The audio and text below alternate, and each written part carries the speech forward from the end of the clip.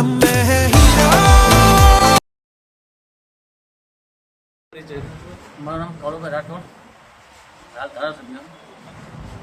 આજ રોજ ગીરગઢડા મુકામે કલેક્ટર સાહેબની સૂચનાથી ગીરગઢડાનો મુકામની અંદર જે ડેમોલેશન થઈ રહ્યું છે એ બાબતની પાર્ટીના કાર્યકર્તાઓ, અહીંના વેપારીઓ, સંગઠનો અને દુકાનધારકોનો મને ફોન આવ્યો. એટલા માટે મારે ગઢડાની મુલાકાત લીધી છે. મુલાકાત લીધી અને જાણવા મળ્યું કે અહીંયા ખાલી માત્ર ગૌશાળાની દુકાનો હતી એને એ આટલા પૂરતી સીમિત અને આટલા પૂરતી ફાળવવાની વાત હતી.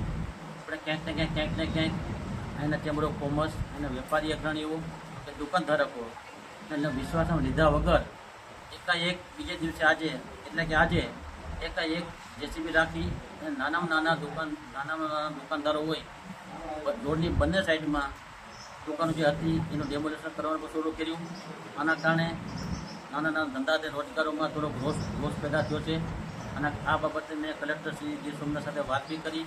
ત્યારે માત્ર મને આટલું કીધું કે આપણે એને 24 કલાકની મુદત આપી હતી અને માત્ર એક એવી કોઈ સ્પષ્ટ વાત ન કરી કે આખા ગીરગઢડાનું બંને સાઈડને ડેમોલેશન કરવાનું છે. તો અહીંયા રોડની બંને સાઈડ બિનજરૂરી કોઈને કાંઈ નડતરૂપ નથી, રસ્તામાં નથી. હાલ કોઈ સરકારનો રોડ બનતો નથી, રોડ પૂરા થતા નથી. છતાં પણ આ ડેમોલેશન કરવામાં આવી છે એ મારી દ્રષ્ટિએ બહુ વહેલું છે અને ઉતાવળ પણ છે.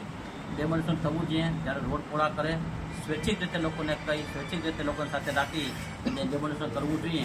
તો અત્યારે કોઈ આ દુકાનો કોઈ નડતરૂપ પણ નથી અને કોઈ નડતરૂપ પણ નથી અને દુકાનો પાડવામાં આવી.